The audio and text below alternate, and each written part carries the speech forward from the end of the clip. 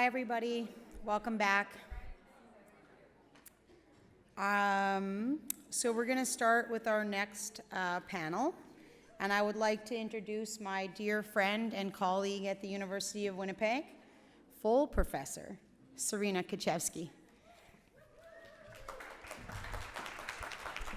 Hi, everyone. Can you hear us? So thank you so much for coming, and thanks to the organizers and the hosts and the amazing students that are helping too. I think that we've all been hearing over the last 2 days the obvious failures of the positivistic and patriarchal system that we're all living in. But there have been these moments, these hopeful interventions, intersections between settler and Indigenous cultures, I think. One around the concern for the environment. One around exploring essential feminism, which when I was growing up was not to be done, but maybe there's a little bit of space there now. About maybe re-enchanting our lives again, and about dreams and creativity. We've heard all of these things the last few days. And I think especially to do with art making, which is a very different language than text, and is able to communicate really profound ideas. So this session is titled Land-Based Knowledge and Creative Intervention. And sitting here, we have artists and cultural workers. Some people do both, and a guest. And there are different practices I know around land-based knowledge, both as sort of political and culturally grounding. This panel moves into art that is connected with the land. Sometimes, as in Casey Adams' case, it literally means touching the land through harvesting the fantastic foamy clay that we have here in Lake Winnipeg that I've been learning about.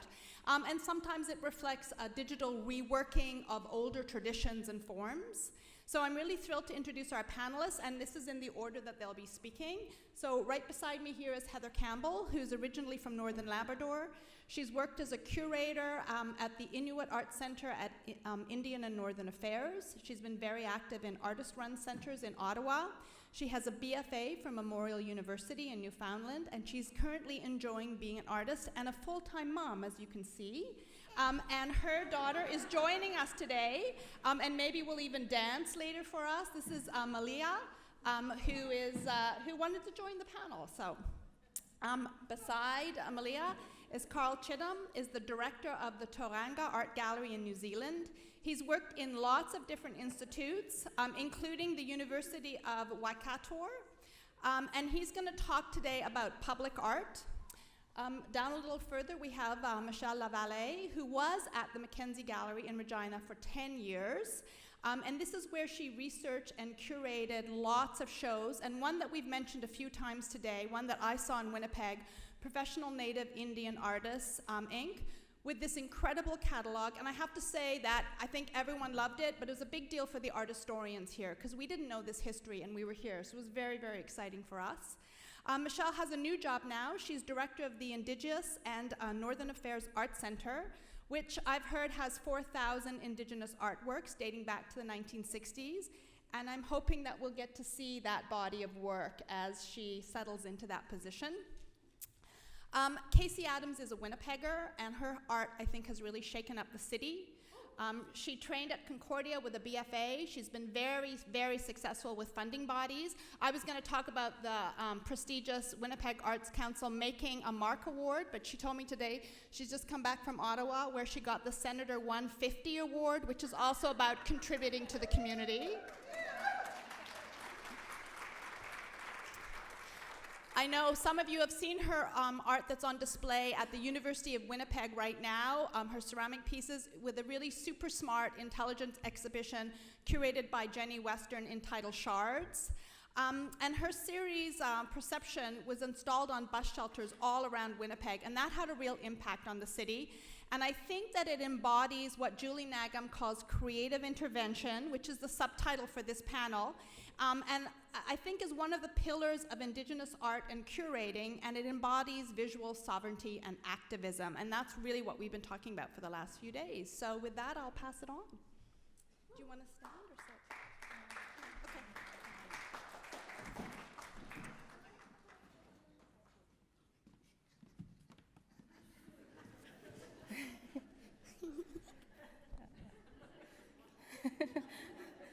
I really wish she was old enough to do this talk for me, but She's just going to be my marketing and promotions person for now. So my name is Heather Campbell, and I'm a Nunatsiavut Inuit artist. So I'm from Northern Labrador, and I'm a mom to Malia. Couldn't forget that part. Yeah.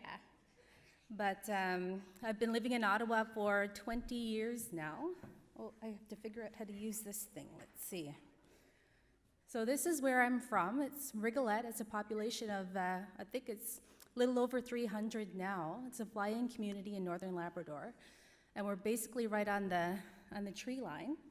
So I thought, this is about land-based knowledge, then I should at least show you the land and the people that gave me the knowledge that inspires my work. So here's another shot. This is one that my mother took this summer. Okay, remember what we said? You have to settle down, okay. So just some family photos. This is my grandmother. I was raised by my grandparents. My grandmother went to residential school, and I like telling a story about her that, that's okay? When she was in residential school, they were getting a bit of a hard time from the teachers, but telling them that they weren't very smart, that they didn't expect them to pass this particular test that they were going to give them. And she got all of her friends together and she said, you know what, we're gonna prove them wrong. We're gonna pass this test together. And that's what she did. They studied every night until the test came up. And when they actually did their tests, all of them passed with flying colors. So she ended up becoming a teacher. She married my grandfather. My grandfather actually didn't go to residential school. He's Inuit and Scottish mix. But he lived a traditional life, hunting and fishing and trapping. These are my parents. It's on their wedding day, my cousin.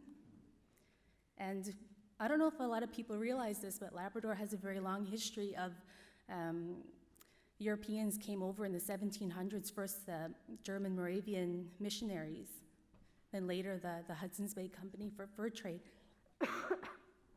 Excuse me. So my grandfather and my mom and my aunt. Oops.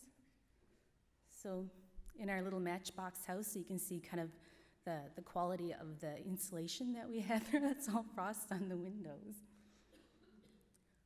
Uh-oh, what are we doing here? Oh, so my grandfather with his fur.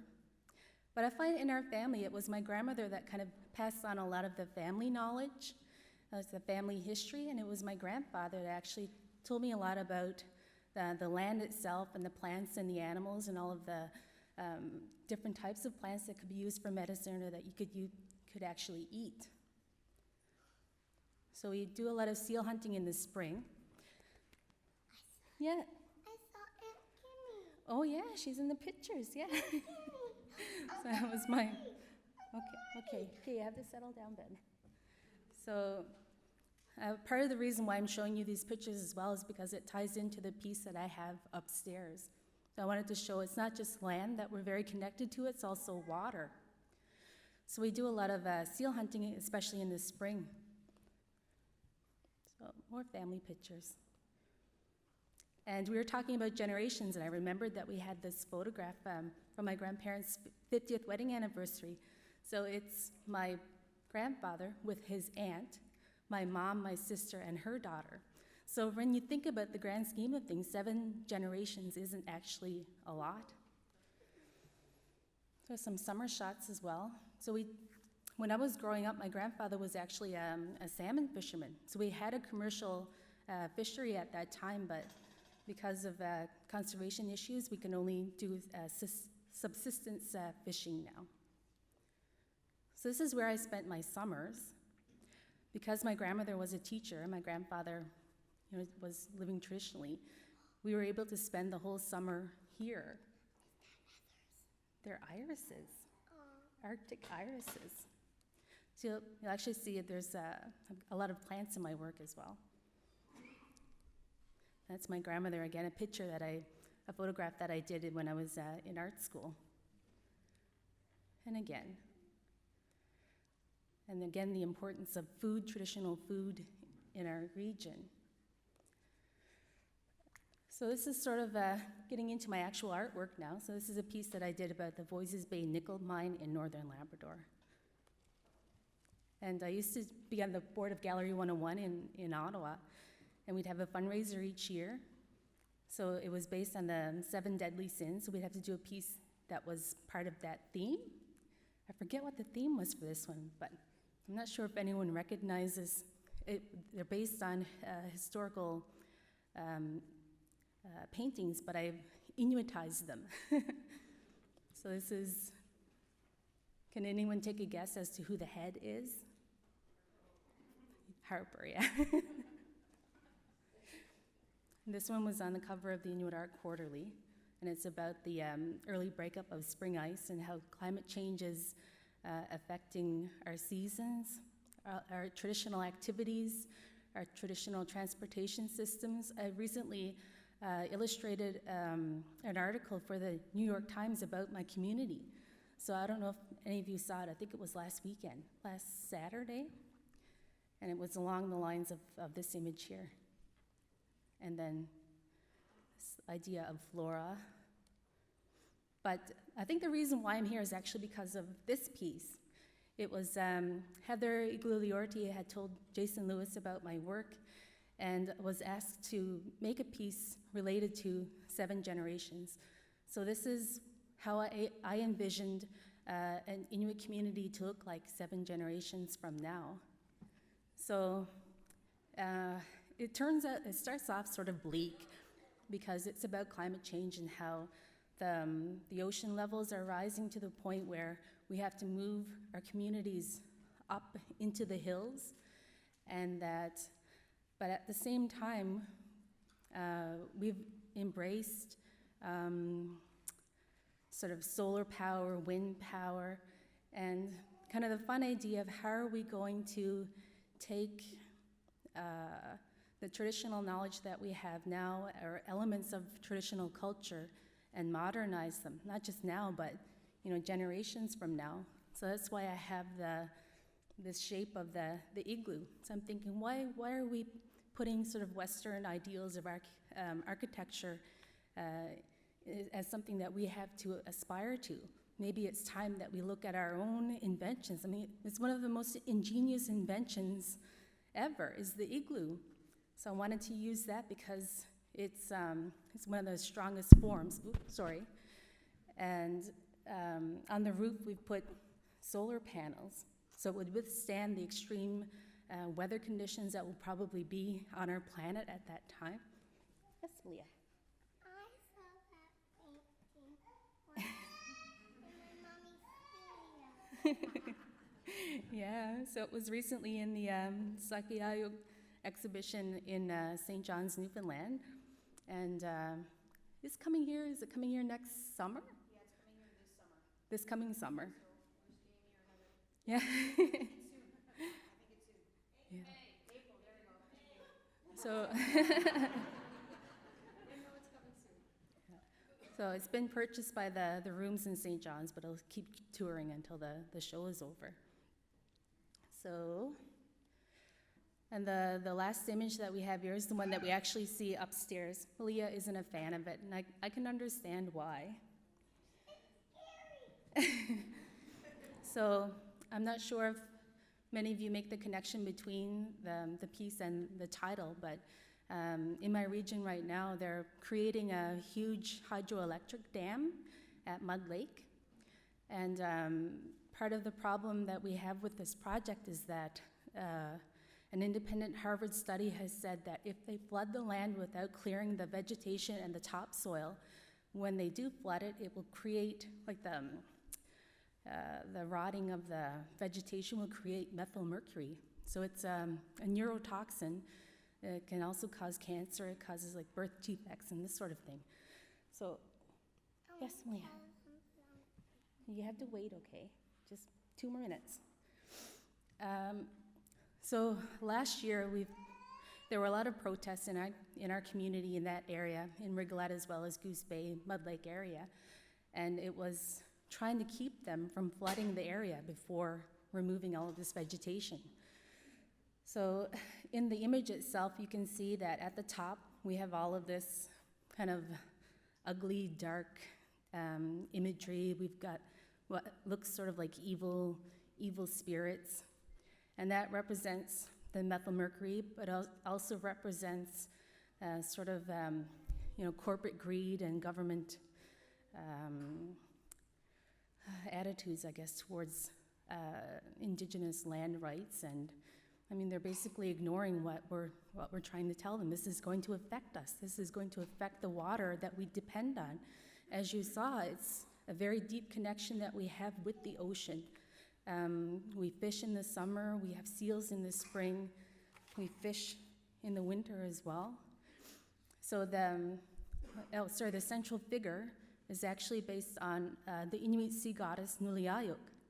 So sometimes she's pictured usually half woman and half some other creature. But here she's a beluga. Swimming around her are all of the creatures that came from her fingers.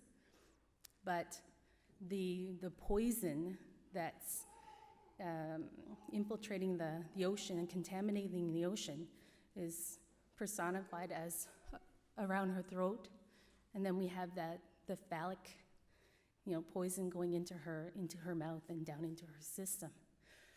So it's also making that connection.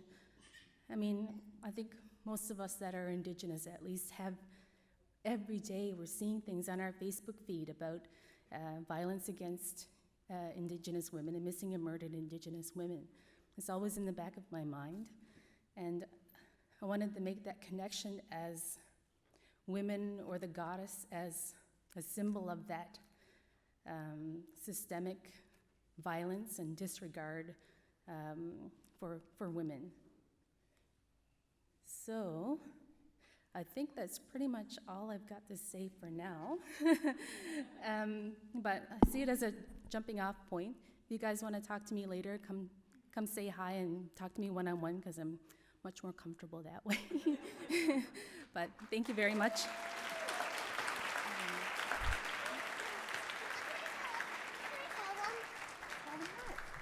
Thanks, Heather. Karl Chitham is up next.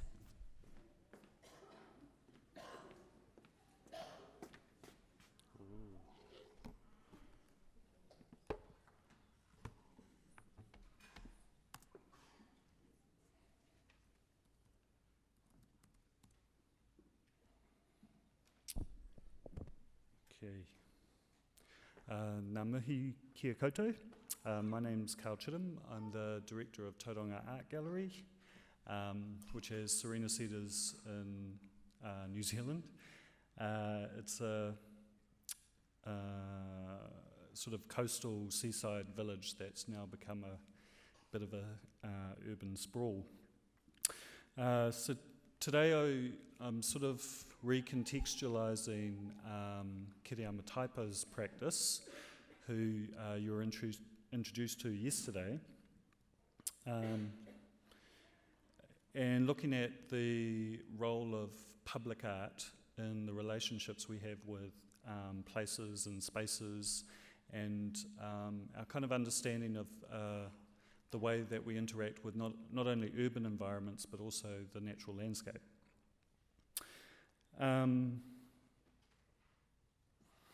And the other thing that I'm using, I've got competition. There's a lot of competition today, yeah.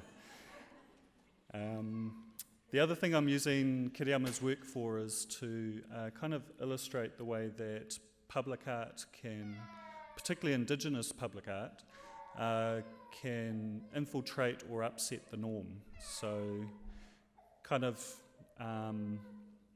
creating a disruption, I guess. Just like that. There's a few disruptions going on. I'm all good with that. So just to provide a little bit of context as well. So Kiriama and I both live in Tauranga Moana, which is the Māori name for Tauranga.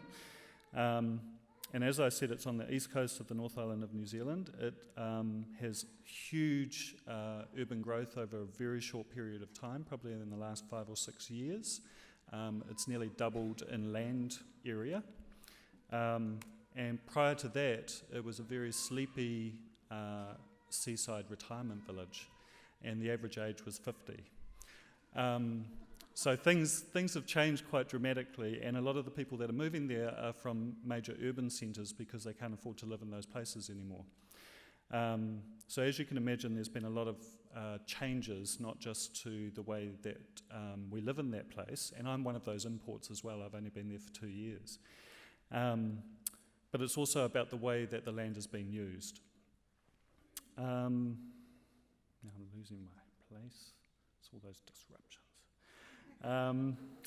So the other important thing to talk about with Tauranga, and the reason that I'm talking about Tauranga is that it's a really good example of what's happening in New Zealand in terms of the change in the way that we use those landscapes and the way that cities are changing as well. We don't build up, we build flat and out. And we don't have the huge, vast spaces that you have here. It's a very restricted environment with a very small population that's growing very quickly. So the other thing that's interesting about Tauranga is that it's been a place of significant Māori settlement for many hundreds of years. The area that Tauranga is in is called the Bay of Plenty, as coined by Captain Cook when he came through, and that was because he saw so many Māori settlements in that place. But it's also been a really contested space because of those the plentiful resources there. So it's now become a contested space again, and it's interesting to run an art gallery in that place, and probably for Kiriyama to be an artist working in that space as well. So one of the other things that's happening in Tauranga at the moment is Kiriyama and I both attended a panel discussion as part of the local architecture week. And one of the speakers was a representative of a local iwi or hapu group, Māori tribal group, who are using development in what they see as a very positive way, where they're working with developers to build their own community housing schemes, which are a mixture of private and commercial. And while there's huge positives for Māori communities in doing this, for someone from the outside looking in, it feels like there's also a lot of negatives, because the land they're building on is Māori land, so it's specifically owned by Māori, and that land is often the only green space left. So as soon as they develop that green space, you lose that natural landscape. So while they're trying to create environments that are positive for their communities and their whānau and their kind of greater group, there's some negatives that come with that as well. Anyway, I'm rabbiting on about that. So I'm going to talk about Kiriyama's work from a slightly different angle from what Kiriyama was talking about yesterday, which was a lot of the digital technology. Kiriyama's practice actually has developed into quite a successful public art practice as well, and he's had a number of large commissions. And yesterday he mentioned, I'm assuming I just do that. Oh yeah. So yesterday he mentioned a really important work, and I'm assuming that this is the work. So it's called A Very Brief History of Aotearoa. It's part of what's called the Four Plinths Project, or Sculpture Commission. The building behind it is Te Papa, which is our national museum. Megan Tamati-Quinell, who spoke earlier, works there. And this is quite a significant commission for any New Zealand artist. So it's been really exciting to see Kiriyama's work here. So the work is, it's a gateway. Hundreds of thousands of people come through this space every year. So the number of people that have access to this particular story and this particular history that Kiriyama is talking about is immense. And I guess it kind of reflects what he was talking about yesterday, which is a shared history or a shared experience that I have, which is being urban Māori, being white-looking. You kind of grow up with a very different understanding of what it is to be Indigenous or what it is to be Māori. And you have to kind of reassert yourself back into your own history, but you have to know what that history is first. And so I had a very similar experience to Kiriama in terms of I didn't learn about much of my culture until I was at university. So this work here, a very brief history of Aotearoa, kind of charts that history of Māori occupation, but in a really challenging way.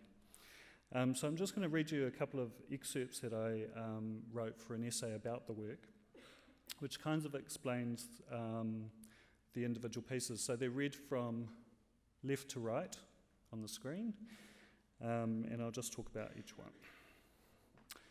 So Taipa begins his account with a stylised depiction of a wharenui or Māori meeting house.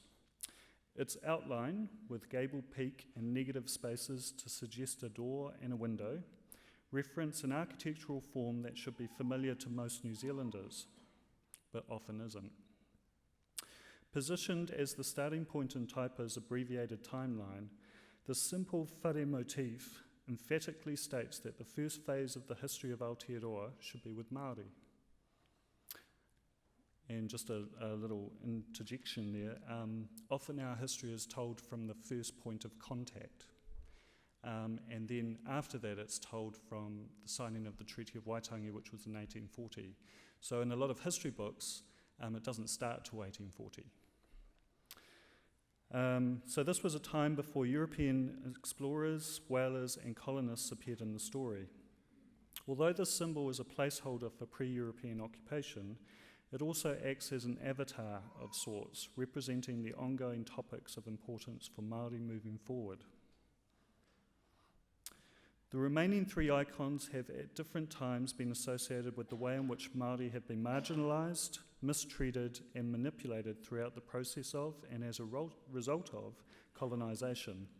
The mitre, a traditional headwear of bishops from a number of Christian faiths and in particular a symbol of the Pope, the senior representative of the Roman Catholic Church, holds a lot of power for Taipa.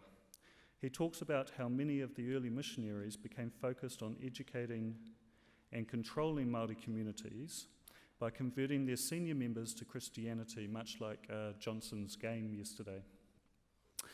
This had a significant impact on both the loss of many customary practices, but also on the sense of authority and agency Māori held over their own fate.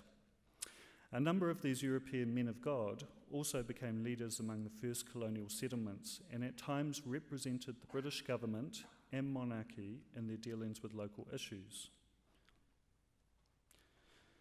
Taipa includes the crown as a symbol to represent this period, and in particular the monarchy's participation in the signing of and ongoing responsibilities to Te Tiriti or Waitangi, or the Treaty of Waitangi. The final symbol in the lineup,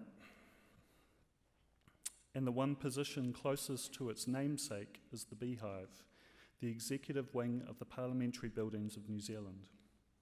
This iconic edifice, completed in the late 1970s, has come to symbolise our government, and for many it also represents the injustices Māori has suffered in the years since the treaty was signed. Taipa understands this as a complicated relationship with multiple perspectives. He talks about his version of the beehive as a marker, a reference to the ongoing social, cultural and political issues that still exist for Māori today. And so you will see from each of those symbols that they've been pixelated. They're sort of like a computer rendering. And at the base of each of those, I'm going to go back, sorry. At the base of each of those plinths is a QR code. And if you use an app, you can play a game of Spaceys. But the Space Invaders game that you're playing is not in space, it's actually in Aotearoa, and you represent Māori, or the whare, at the bottom, and you are battling the invading forces. So you can destroy the church, You can destroy the monarchy, and you can destroy the government. Yeah. And to be honest, we've just had a change of government, which is really exciting for us. And it was really satisfying when the previous government were in to be playing that game. So this is an opportunity for not only tech-savvy teenagers to kind of engage with the work, but it's an intergenerational approach where not only people from our generation who understand the Spaces reference, but also younger generations and the older generation who have kind of gone through a lot of the kind of angst that's come about because of treaty negotiations and also everything else. Many people today and yesterday have spoken of kind of this grief and trauma, and that's still very present in New Zealand as well. Okay, I'm moving on real fast. So this work's called TICHI, T-I-C-H-I, and it was a commission for the city centre of New Plymouth, which is also, as a region, has had a really traumatic experience for local Māori with colonial interactions.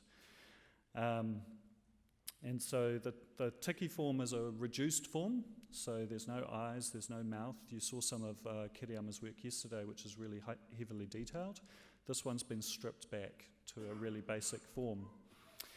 It's 2.5 metres high and cast in bronze, and I guess the thing about this work, which has been really interesting for me as the self-appointed president of the Kiriama Taipa fan club, has been to, you can join later if you want, is that I've been able to follow his work, not only the good stuff, but also the bad stuff. So this was a controversial work. Not the work, I don't mean the work. But it's been, this work has been really contentious in that community, and not just because of the artistic merit of the work, or not even because of the artistic merit of the work, but also because Kiriama's Māori, and he's not from that place necessarily, or that was the interpretation by local Pākehā residents. And I think that kind of raises a lot of questions about the place of public art and how it's interpreted by those people that live in those places. And I think the important thing with this is that it's become a catalyst for discussion about the role that public art plays, and particularly public art by Māori or Indigenous artists. Okay, and that's just a street shot of it. Okay, and now we're moving on. So Kiriama and I first met in, well, we didn't first meet there, but we spent the most time together in Rotorua when I was the curator of the museum there. And I was on a number of public art panels at the time, and this was one of the commissions that came through, which was the local council wanting to reduce the amount of waste being produced in the community, so they wanted to put in drinking fountains. And they wanted to commission a local artist to create these appealing fountains so that particularly young people would engage with them. And you can see from this image that Kiriama's kind of taken that wholeheartedly on board. But the thing that I got really excited about when we saw this proposal versus the other proposals we saw, and there were a lot of really good ones, was that it made you think of the purpose of waste reduction. And so there's all this imagery there of, you know, kids playing, skateboarders, there's kind of that graffiti splodgy thing going on, but there's also the natural environment in there. So it's kind of putting all those elements together was the thing that got us over the line with this particular thing, this particular commission. Not to mention it just looks cool, so of course people will use it.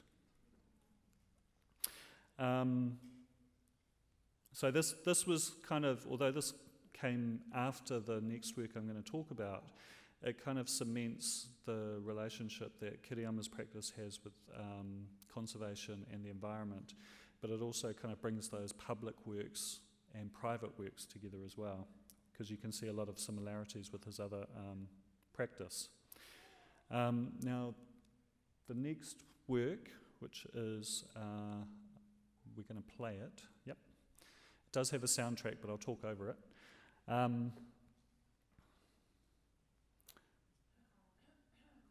Yeah, 1 minute, yeah. We're only going to see a little bit of this, because I've only got 1 minute.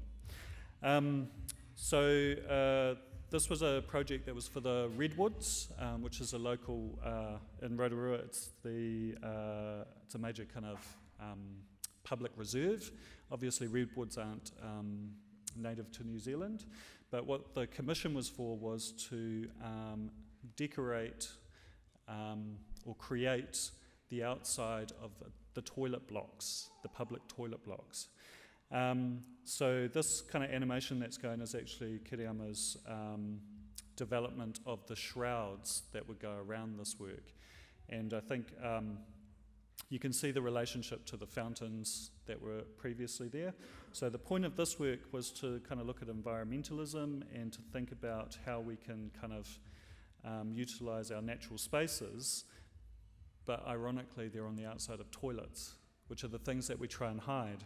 So there are some quite interesting things going on there.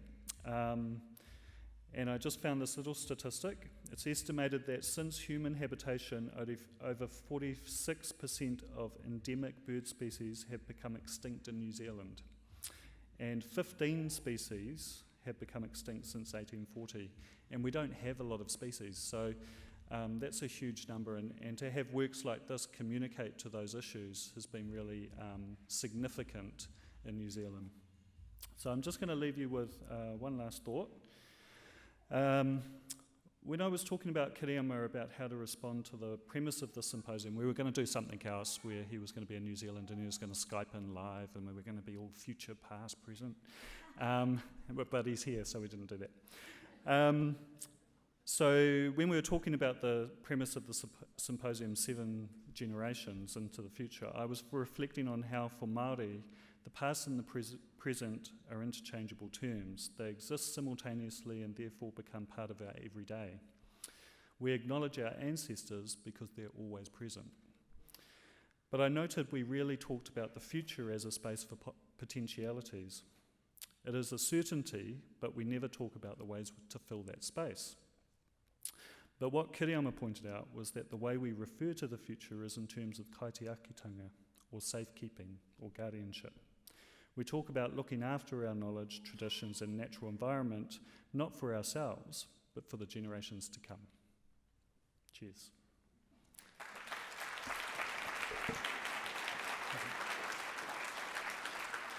Thanks very much, Karl. Michelle?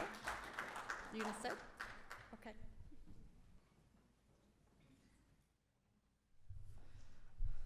Oh, you can turn that back down.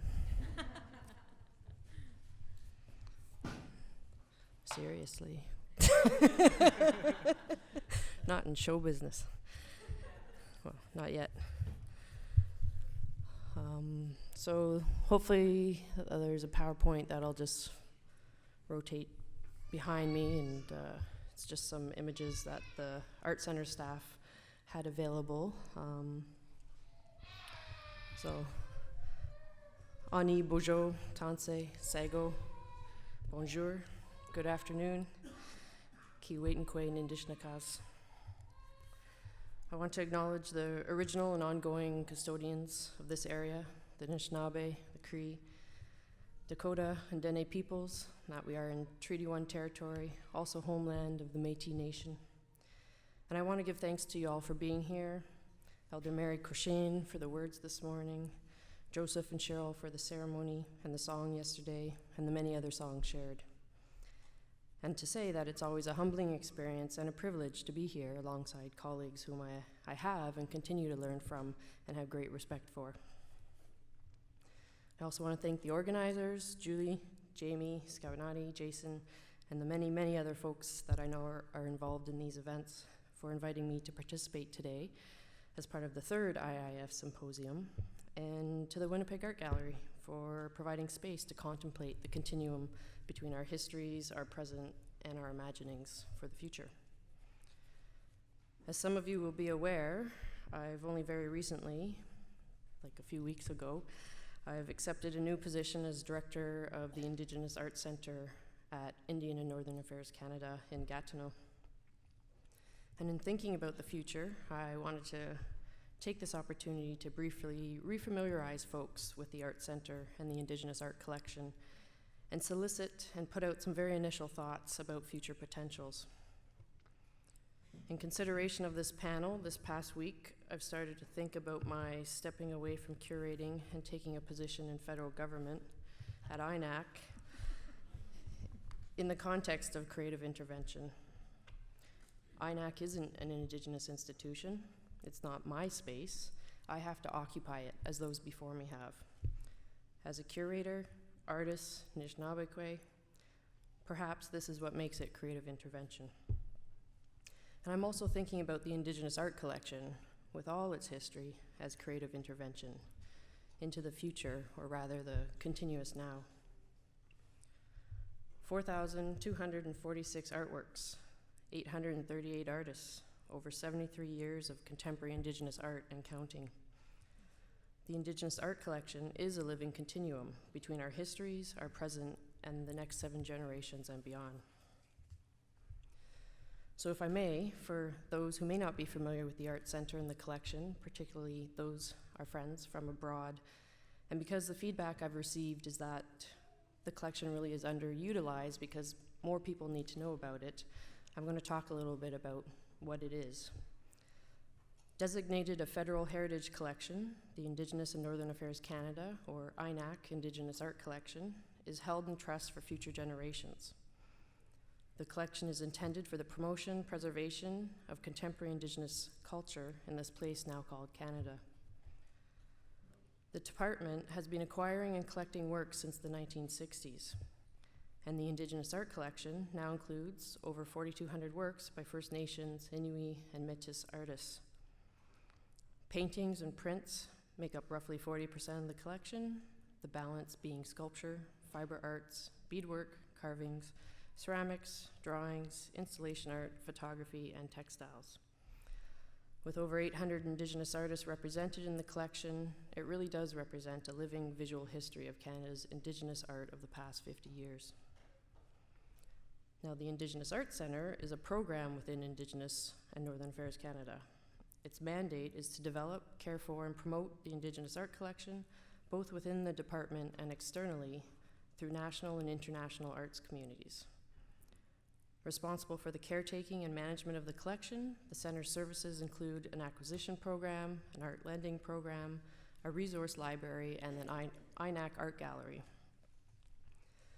The Art Centre has always had a mandate to support contemporary living artists at every stage of their career. Very significant is the history of its Indigenous-led collecting practices and management. The collection was developed in consultation with Indigenous artists and arts and cultural communities. More than other institutions with Indigenous art collections, INAC has always integrated Indigenous people as employees managing the collection, as essential participants in the collection development process, and following the community's guidance on artist needs and future directions.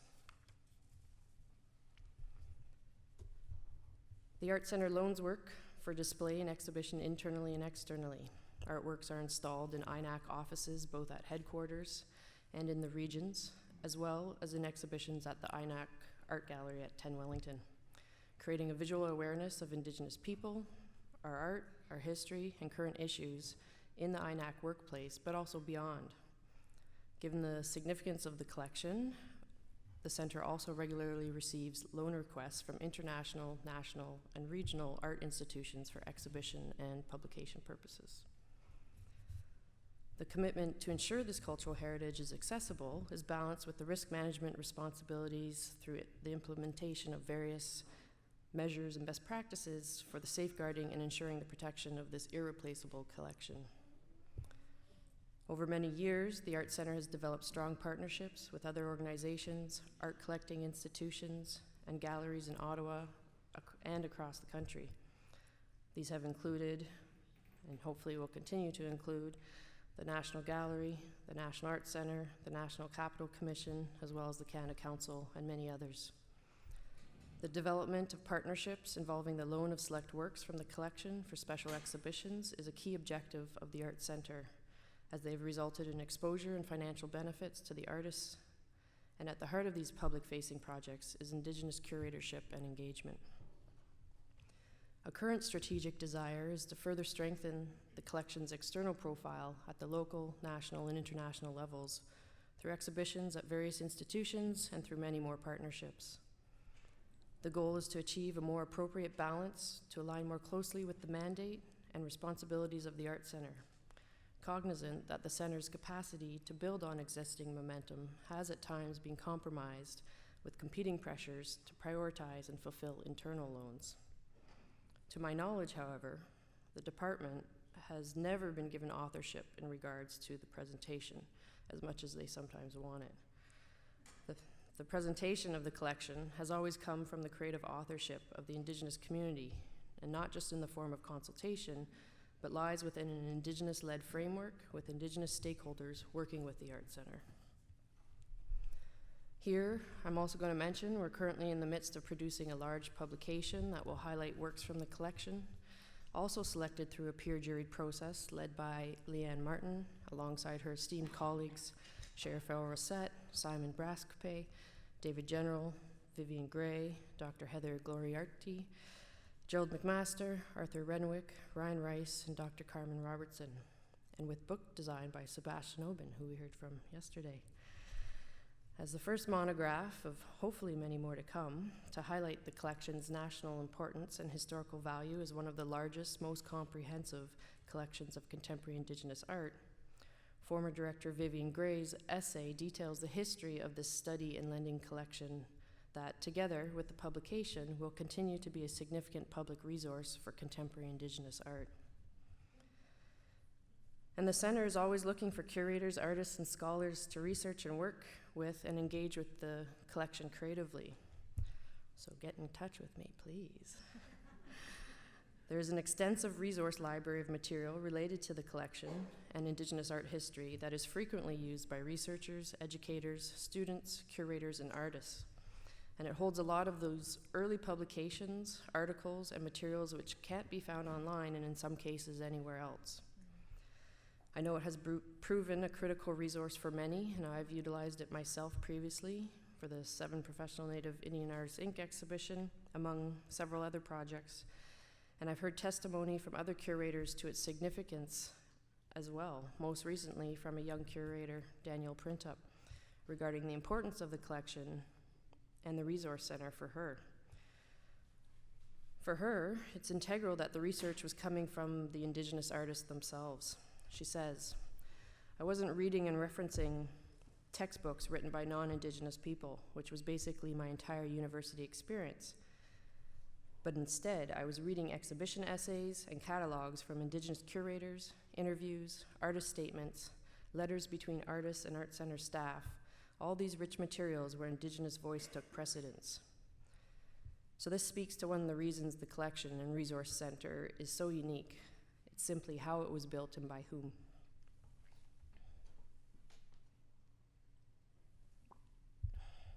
It really is structured in a way that emerging curators can learn from the Indigenous arts community and then in turn bring back new ideas and insight.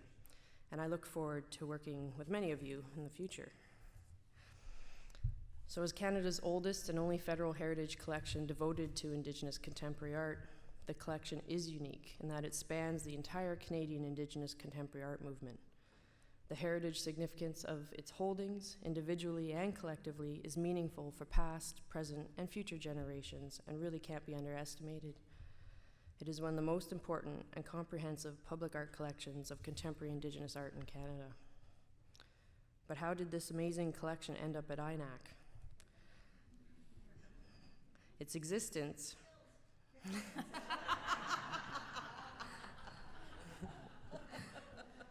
a little bit. Its existence resulted from a long-standing desire or debate to have our art stewarded in a place outside of mainstream institutions. Is there irony in it being at INAC? of course, but while Indigenous government relations have always been dysfunctional, the needs of Indigenous artists were not being addressed at all by galleries and museums. So where this sits now, that's a bigger discussion. But while I don't know what the future of the INAC Indigenous Art Center and Collection will be exactly, INAC, via the Art Center, continues to play an important role as caretaker of a most important living art collection.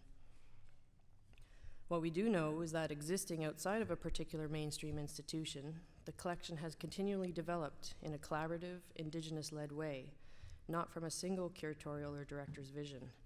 This one-of-a-kind legacy collection has concentrated on supporting Indigenous artists and curators with a mandate to continue into the future. Placed within one of the oldest bureaucracies in federal government, now split in two, doesn't mean that there isn't always some consternation. But positioned within this bureaucratic frame, the Art Center program is a creative intervention. As mentioned, it is the result of Indigenous-led priorities and the occupation and creation of space within a system to ensure a legacy. To be a constant reminder of the presence and realities of Indigenous peoples, our resilience, and the way Indigenous people in this land, now called Canada, are embedded in and integral to history as economically, politically, and culturally fundamental to how this country has developed. This collaboratively built collection facilitates institutional subversion, and as Indigenous folks, including artists and curators, authorize, engage, and serve Indigenous perspectives that have informed progressive and responsive curation, and the development of this most important collection that has continuously operated in in-between space, within INAC, yet often always positioned to also address issues not yet settled by INAC. The collection is a coalescence of stories and traditions, claimed or reclaimed on artists' own terms, in order to put forth honest answers and propositions about our histories, our realities, our futures.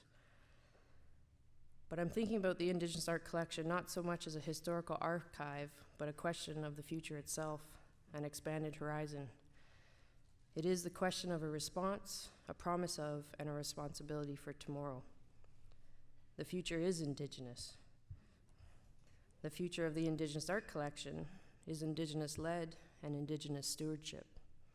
By whom, where, when, and how? Well, this is what's so exciting about entering the role at this time in our histories, and it's a lot to think about, no pressure. And probably a whole other talk. But I definitely welcome you to be a part of that conversation, and I look forward to your guidance. Chimigwich.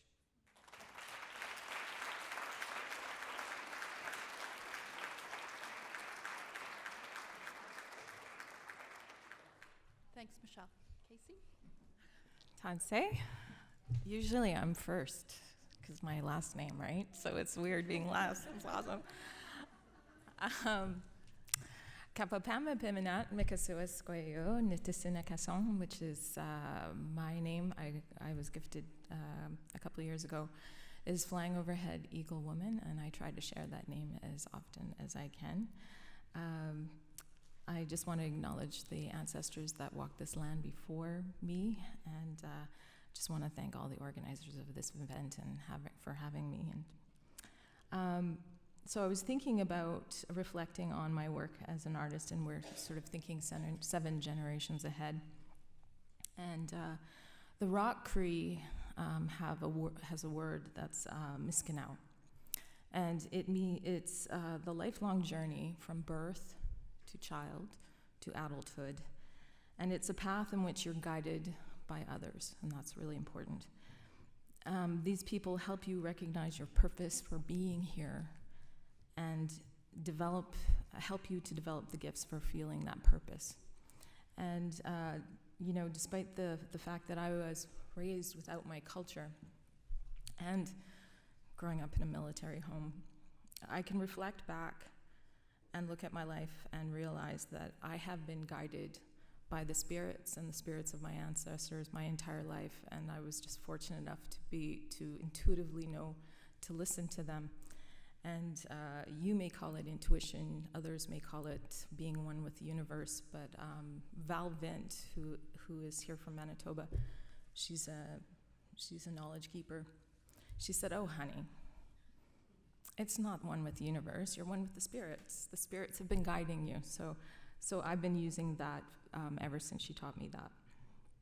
And it's these spirits that when I'm walking out the door and I see an object, I'll always grab that object because I know that someone's going to need that object or I'm going to need that object for teaching. It's the same spirits that took me to Montreal when I couldn't speak a word of French and I had $800 in my pocket. It's that same knowledge that took me to a moccasin making workshop where Kathy Mattis was, and Kathy Mattis is a curator, and she helped guide my beginning of my career. And she said to me, Casey, one of these days, you are going to do a piece about identity. And I told Kathy, I said, forget about it. I'm assimilated. I'm the perfect representation of what residential schools are. I'm the product of that, and I'm totally fine with that. And she kind of shook her head and said, oh no. You are going to do work about your identity. And sure enough, I did this piece that's on display right now. It's Cyborg Hybrid. And then she said to me, Casey, you're going to do work about community. And I said no. It terrified me, and I'm a twin, and I'm fiercely protective of my artwork, and it's a soul endeavor. And she said, no, you're going to do work about community. And sure enough, she was right. And I wish she was here because she would probably be like, yes, I told her that. But the thing is that I'm bringing this up is because it is also the spirits that guided me to meet Cheryl Larendell, who told me that I had every right to my culture even though I wasn't raised with it, who changed the course of my life. It was Skawanati, who also shared with me her knowledge and told me to write, which I still don't do, but I'm sorry, I will eventually. It was also Faye Heavyshield, Bonnie Devine, Nadia Mir, Joan Cardinal Schubert. There's just a huge list of women, Indigenous women and mothers that have entered into my life because the spirits have guided me and brought me to the right places at the right time. And I think that's really important because my Miskinau is so much clearer because of the mentorship of this community of women. So when I think about the future, I think about the role of an artist and the importance of us teaching and mentoring those who are following from behind. So I'm thinking of children, I'm talking youth, I'm talking about young artists who are coming up and starting their career and the importance of mentorship. Also, the Rocky Cree knowledge keeper, William Dumas, he also speaks about how the elders have always said that you cannot know where you're going. You need to be grounded into the present and the past. And once you are, then you know where to go. And one of the issues that I have is that the access to elders, the access to that knowledge. Apparently, I don't know the statistics on this, but cultural and language is going extinct faster than species are. So we need to hold on to that culture, and we need to hold on to that knowledge to know where we're going. So how do we do that? So as artists, we have difficulties with elders telling us that this is sacred information and that it cannot be shared through new media, through video, through photography. And the reality is that in the past, if you shared that knowledge, you were jailed. That's no longer the case. So as artists, what we need to do is we need to start convincing the elders that we need to share this knowledge and start doing projects that will allow us to pass that knowledge on. So I'm happy to say, like, these are some of the photos that I'm going to be working with Duncan McCurdy, who is from Grand Rapids. I went on a journey up north to meet with hydro-affected communities, and it was devastating. I had no idea what happened to a community when a dam is created. And mercury poisoning is just one of the things that happens. So what Duncan and I just got some funding for is to create a new media piece where we combine his poetry, his knowledge that he had gotten from his grandmother, and we're going to combine this into a new media piece, and also a book of poems where we're going to be putting my photos with his poetry. And we're also going to create them into these short video clips that can be shared and passed on social media. And I think these are really important. And then I'm just going to go to the show that has changed my life. There are a lot of things have been changing my life, but this really has changed my life.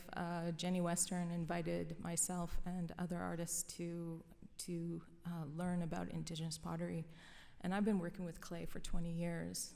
And this was such an amazing experience for me because we had this Grant Goltz, who is this hippie that loves Indigenous culture and took it upon himself, working with anthropologists and archaeologists, to figure out how Indigenous pottery was created from this region, from the Lake Agassiz region. And he figured it out, and then he was passing that knowledge on to us. And what happened was, through this process, like I've always said that I've been connected to nature, but going through this process and learning and foraging from the land, practicing what my ancestors practiced, brought a lot of knowledge that I had no idea. It creates a deeper connection to the land and a deeper connection to the ancestors. So I brought some of the pieces. This is the first pot that I made with Grant and fired it on my own using the same techniques as my ancestors. And the cool thing is that it takes an hour and a half to fire this thing, whereas in commercial clay it would explode. So what I learned was the technology that they utilized was far superior. It's non-stick. You need very little fire to cook your food, and it's far superior than metal. And the only reason why it was abandoned was because it was just easier to carry and store. We used to bury our pots and leave them where they were so that we could come back to them. Another thing that I learned was the roles of women and men. So if you go to the show at Shards, you'll see the different roles. Oh, sweetie. Oh, there she is. Oh, no. Oh, poor thing. Oh, I need to recognize, since this is being videotaped, I need to recognize my son, Mac. Because every time I am recorded, he says, "Mom, how come you didn't mention me?" So I'm mentioning you now, okay? And it's really important that we include them because my son goes to full moon ceremonies with us, and he's adorable because he takes care of the fire, because the men are the fire keepers and the women are the water carriers. So you see that in the installation, the roles of the men and the women, because we are the ones that collect the clay. We're the ones that build the pots, and they are the ones that fire it. And what I've been doing is passing out clay shards. So has everybody touched one yet? Have you guys gotten your clay shards yet? So these clay shards, what you're holding in your hands, or if it's passed through your hands, this is something that was created by a woman anywhere from 400 to 2,000 years ago. These are clay shards that were taken from this territory, that were collected by this friend of mine. And he said, "You know what, Casey, I want to gift this to you so that you can teach others the importance of your ancestors and that knowledge that each piece carries." I do want them back. so that I can keep passing this knowledge on to others. Sorry. But also I learned a lot about timing and the importance of knowing the landscape and knowing the land and being able to work at a certain timing. And like those are, you can read a lot about how things are made, but until you actually work the land, you really don't have an understanding of it. And also, some of you, if you look at the piece really closely, you will see bits of larger stone in the piece. And Kevin Brownlee, the lead archaeologist at the Manitoba Museum, he theorizes that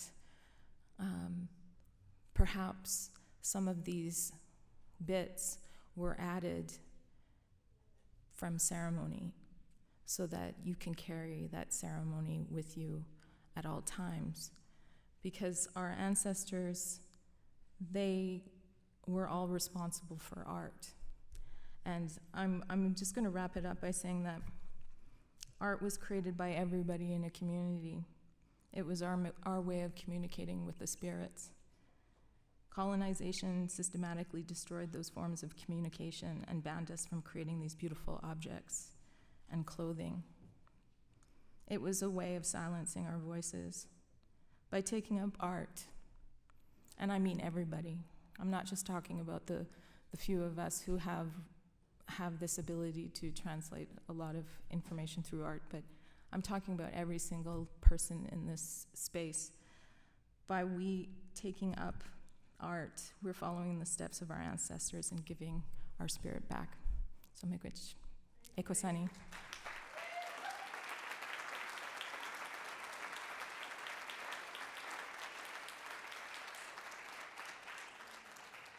So Julie, this is what creative intervention looks like, I think.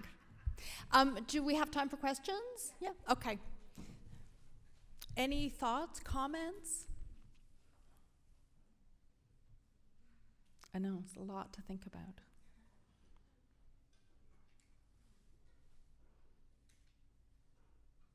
Shall I start with one? Okay. So, I was thinking about all the binaries that you guys have talked about. So being in and out of culture, sacred spirit versus science, modernization, traditional knowledge and digital knowledge, water and fire. I mean, these are all these binaries. Do you guys want to talk a little bit about how you negotiate these spaces that seem so different for me?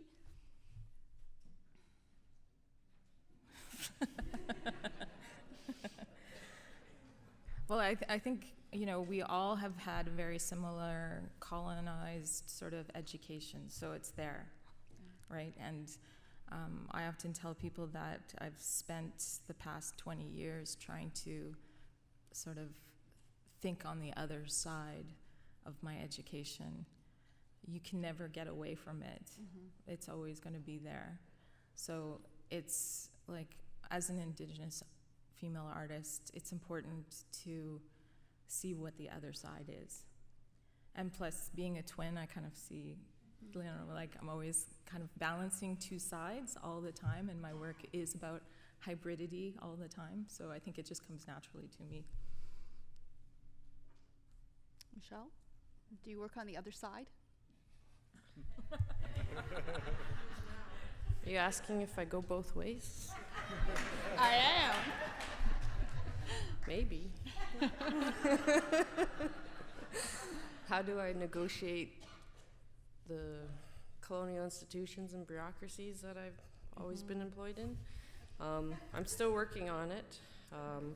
I don't think I've experienced it super successfully yet. I don't know if it's always a negotiation so much as a assertion and occupation, and I think there's lots of institutions who say a lot of things and maybe are trying to move in a good way, but that can't be done without looking at without support and without giving up some control and listening to the people you're saying and expecting you're consulting. So I think for institutions where maybe that's not happening progressively or fast enough, you know, I think the people in the positions need to consider maybe how they're handling consultation and how they're really trying to move things forward without opening it up and giving up some power and creating spaces to be activated in a way that's directed by the Indigenous people, like what's been happening here the last couple of years. But yeah, it's a continuous challenge, but it's also productive, and it's been quite enjoyable. You know, I've learned a lot working in these institutions from everybody I've worked with, and I imagine I will continue to, and I make lots of mistakes, and I will continue to. But, you know, I feel supported by many of the people who are here, and Indigenous and non-Indigenous, so I think it's, I'm trying to remain cautiously optimistic in the context of my current reality. I think I'll leave it at that for now.